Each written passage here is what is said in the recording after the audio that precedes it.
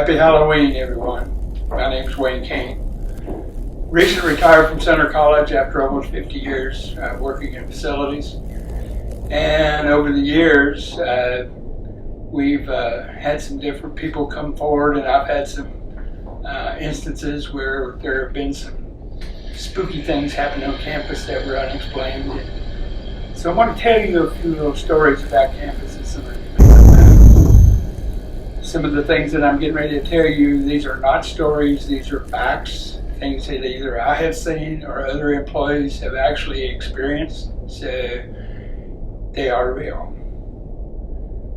We'll start with Stewart Hall. Stewart Hall, for many of you know, is a residence hall now, but for many years it was actually a funeral home. And local Preston Pruitt Funeral Home here had that, and we acquired that back again in the 90s, and we were going to renovate Stewart Hall into a bookstore / coffee shop. So while we were in there working, and I was working downstairs, it was in winter, probably around February, I was downstairs helping the carpenter on the first floor, and we heard somebody come in. Of course, there wasn't supposed to be anybody in the building, but just a few of us workers. And looked up, and this older gentleman walked in the front door. He walked by us, kind of looked at us, and just walked on through to the back of the building. Didn't think a whole lot of it for a few minutes because we didn't know who it was, but we waited and waited. He didn't come out, and he had went back to where the area was where they used to exhibit the caskets, where they would have them there for the families to choose the ones they wanted. There was only one way in, which is the direction he went, and he hadn't come out, so we went to check on it, find out what's going on. He wasn't there. We never did see that gentleman again. He never came back out, but he did go in there. So that was kind of the first little indication that that building might have some problems or some instances. But over the years, we had 2 or 3 different things that came up. We had problems with our custodians that would go in there early in the morning. They usually would get there at 6 to get the building cleaned and ready for the bookstore to open at 8 o'clock in the morning. And of course, the coffee shop would open up upstairs. We had this one gentleman who worked for us for several years as custodian, and he claimed that he would go in, lock the doors behind him, and start work. And if he went into the back of the first floor or he went upstairs, there were times when he'd come back down and the front door would be standing wide open, and he would know he locked it. He also stated that a few times he would come in and he could smell coffee brewing at 6 o'clock in the morning. He'd go upstairs and there'd be a fresh pot of coffee brewed for him. Nobody in the building, but just freshly brewed, just freshly finishing the percolation. Other times he would go upstairs and he would come back downstairs where the bookstore area is, and after just cleaning it, he turned into that one room, and there was a stack of books stood in the middle of the floor, went up almost 6.5 foot tall straight up, that weren't there when he went upstairs. He had just vacuumed that floor. No explanation. And then, last but not least, we had the young lady that was in the coffee shop upstairs one afternoon, probably around 2 o'clock, give us a call and said she had a problem. Said something's wrong with the electricity. Said my blenders have all come on and they won't go off. Nobody around them. There's one on each table. There's 2 or 3 of them there, and they were all on and would not shut off, and nobody had been around them. So we go over there, and sure enough, they were all running. Push all the buttons, nothing happened. We finally unplugged them, plugged them back in, and they were fine. But nobody's ever been able to explain that. And over the years, we've had a few of the students say that they've heard people talking and see figures walk across the room and look around and they'd be gone. So you always got to keep your eye out what's going on in Stewart Hall. Sutcliffe Hall, particularly before the renovation that was done in 2005, The original Sutcliffe building was on the front of the gym that was torn down. Over the years, there were several things that happened. I'll go back to when I first started at Center. I was a painter. And it was probably in the summertime because none of the kids were here. And back then we didn't have a lot of events going on in the summer. So we were supposed to paint the old racquetball courts, or back then they called them handball courts. They were the original ones that are back by the training room. There's a door at the top that you go down the stairs. There's only one room into those spaces, and then you have to come back out the stairs and lock them up. And there were 3 of us in there that day, myself and the paint supervisor and a gentleman that we had working for us part-time, an older gentleman. So we're down there painting that morning, and we had been painting on the walls and kind of goofing around. There was a handball there, and we kind of goofed around and fooled with it a little bit. So it was laying down on the floor. We got ready to break for lunch.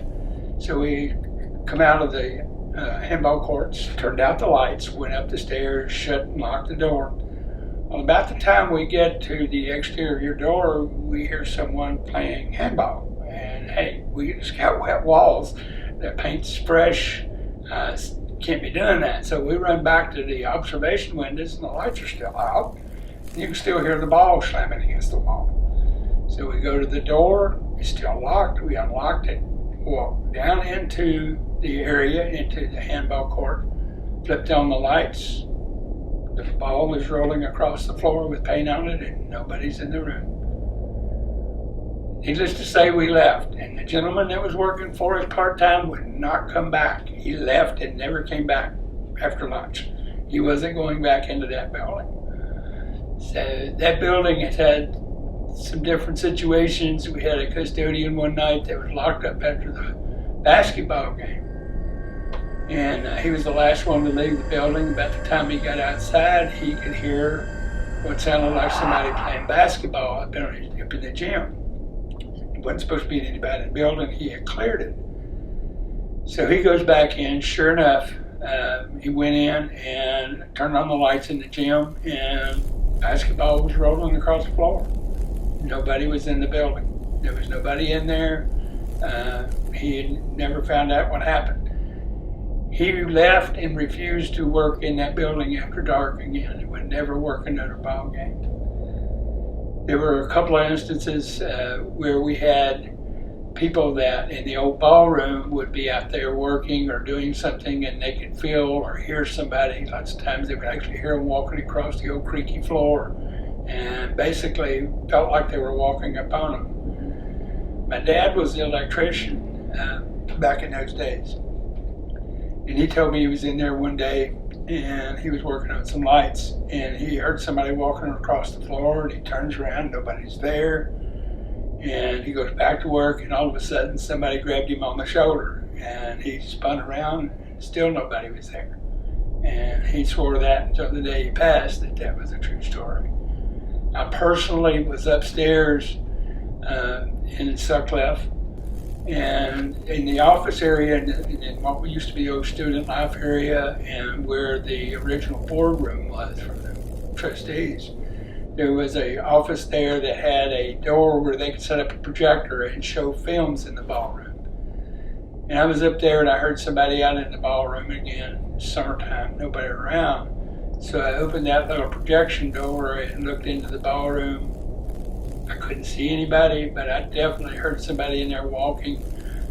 So that building has some different things going on. And it's still today, back in the old part of the building, people say that they hear things.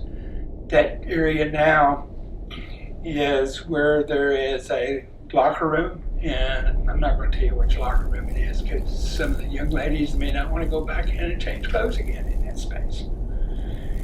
Now, for the last building that might interest most people, particularly if you were a student here, a lot of people know Breck Hall. It's our oldest dormitory on campus at the present time. Breck has a long history of instances where people have seen things, heard things, I, for one, have been there a couple of times and heard really strange things. My early years, and back then, when summer would come, we would work on all the dormitories and get them all ready. But again, we didn't have a lot of big groups in the summertime like we do today. And so back then, you didn't have slip covers to put on mattresses. So if you had a mattress that had a stain on it or needed to be work done, you actually had to sew a new cover on it. So I actually got elected to sew mattress covers on one summer. So I was downstairs on the first floor working in a room. Back then, Breck Hall did not have air conditioning, so it had a window open in the room. It was summer warm. So I was sewing a mattress, nobody in the building. And I heard somebody walk around upstairs and I heard a door shut. So, afraid somebody was in the building who wasn't supposed to be, so I go upstairs and I walk to the second floor, no one. Went up on the third floor, still no one. So, maybe I'm hearing things in the old building, it's creepy, it's kind of popping and carrying it. So I go back down on the first floor and start working again. And then I hear someone running down the hall upstairs. And I heard 2 or 3 doors slam. And it sounded like someone laughing. So I get up and I ask to go upstairs. I start on the second floor. I go and unlock every door on the second floor. Checked every room. Went to the third floor. Same thing. Unlocked every door. Checked every room. No one was in the building but me. So I start back downstairs to go back to work, doing what I was doing. Get down to the first floor, and about the time I walked in on that first floor, it sounded like a wild noise. Literally. I mean, I heard doors slamming everywhere, people running down the hallways, I heard laughing, giggling. Needless to say, I headed for the exit. But when I got there, the door was locked and I couldn't get out the door. Back then we didn't have panic bars, so there was no way for me to get out the door. So I go back to the room I was in, make sure the window was open, but the screen was screwed in from the outside. I took the screen out when I went out with it, and I wouldn't go back. I basically jumped through it, took the screen and all that. So that was my first instance with the ghost of Breck Hall. A couple of years later, got a call from what was then Student Life, a young lady worked there. Her name was Patricia Martin, a very nice lady. She called and said that she had some students in one of the rooms, some boys, and that was when Breck was all boys. And that these boys would wake up in the middle of the night and their door would be open to the room, their window would be open, and their radio would be playing, and their lights would be on. 1 or 2 o'clock in the morning. So this happened to them like 2 or 3 nights in a row. So we went up, changed the lock on the door, so no one could get in, just replaced it. Thought maybe someone had a key and was playing pranks on these young men. Sure enough, next morning they woke up about 2 o'clock in the morning, the door was open, the window was open, the radio was playing and the lights were on. So they reported it to us the next morning, thought maybe, okay, somebody got a master key, which was not out of the impossibility back in those days. So we went up and replaced the lock again, and this time we put a slide bolt on the inside, so even if someone had a key, no one could get in those boys' rooms. So we thought. Same thing happened again. About 2 o'clock in the morning, they awoke with their door standing wide open, their window up, the radio on, and the lights are on. So we ended up having to move those young men out of that building.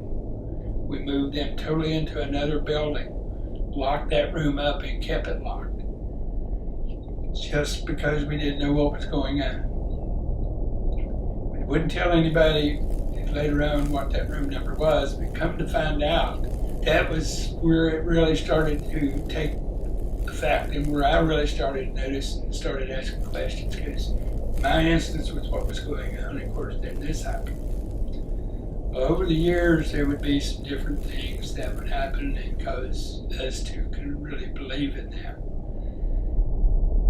We had plumber was working one summer, and he had his helper with him, and they were working on the first floor bathroom. And when they come down the hallway, they didn't turn the hallway lights on. There was a window at the end of the hallway that they could see, so they didn't even turn the hall lights on. They just walked down to the bathroom and started working.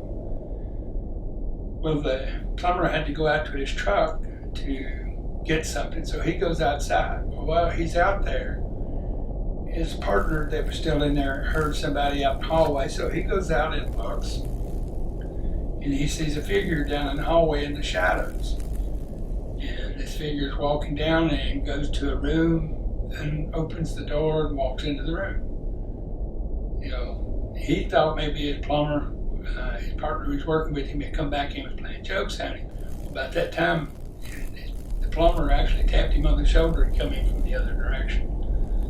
So he like to jump out of the bridges and went down his body. So they went down to see who this was. They went down to the room, and he saw where this figure, this person had went into the room. The door was locked. They opened the room, and they never found anybody. There was nobody there. But that gentleman swore up and down that he saw someone go into that space. I used to tell these stories for the thetas. They're the ones that kind of got me started on campus telling ghost stories. They'd heard it, I'd had some of these. So did that when the thetas were actually started in the basement of the North Campus. I think maybe at Sutcliffe. That was the original sorority room. When we built the houses here on Walnut Street, that October when they moved into the new building, they wanted me to come tell their ghost story. So I go there, be with them that night, and it was probably 6:30, maybe 7:30.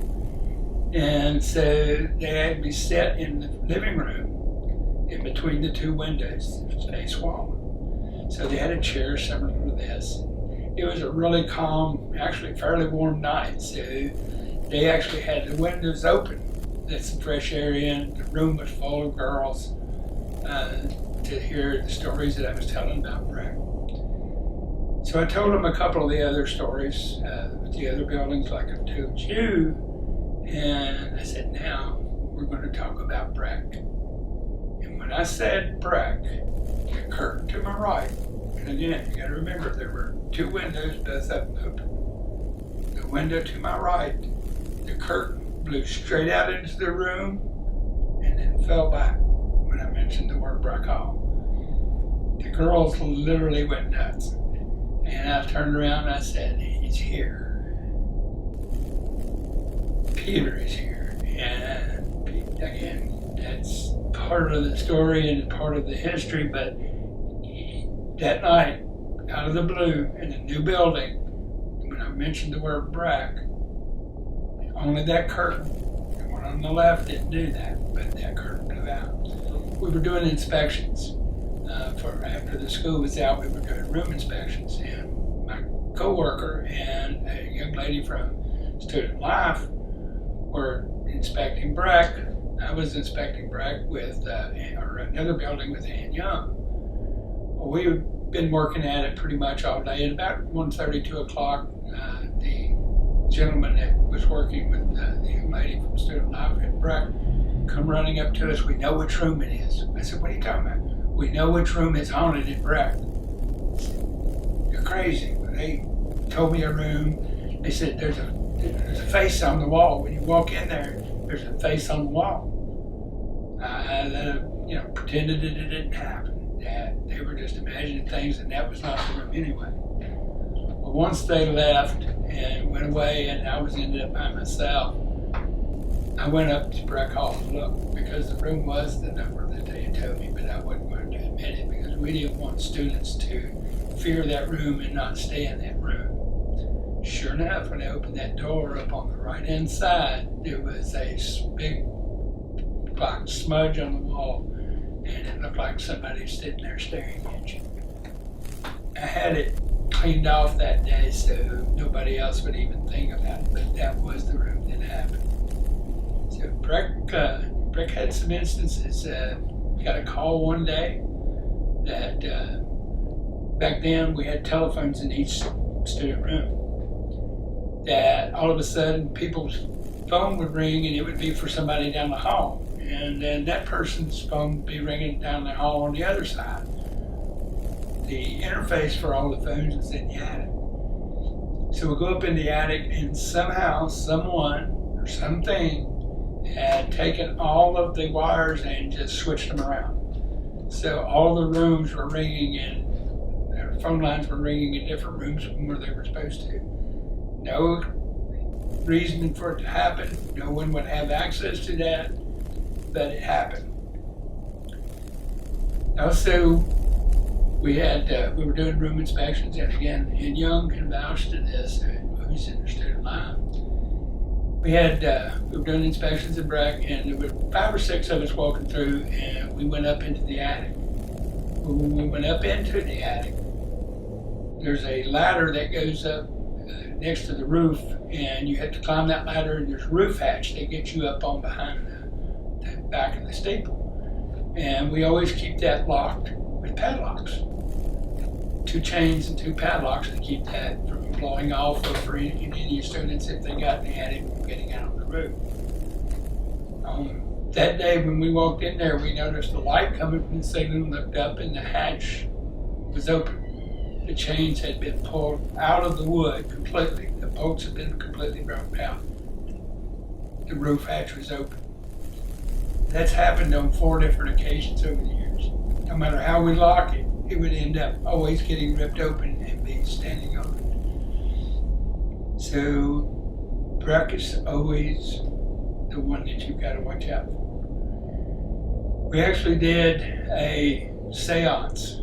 Student Life had a big seance there one year, and they brought in a psychic that went through the building.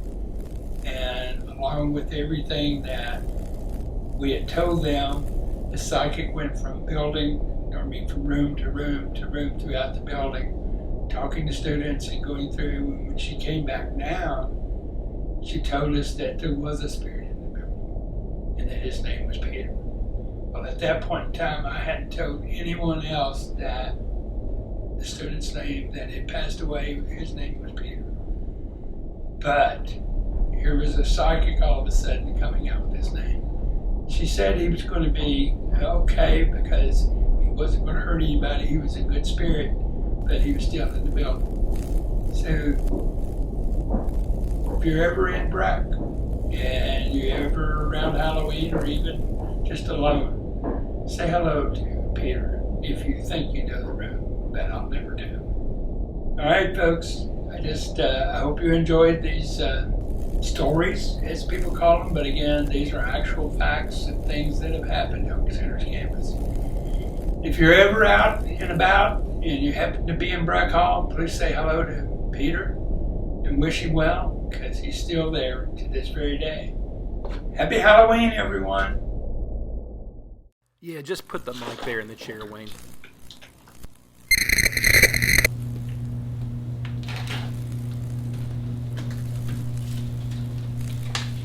Great job, Wayne. Thanks again.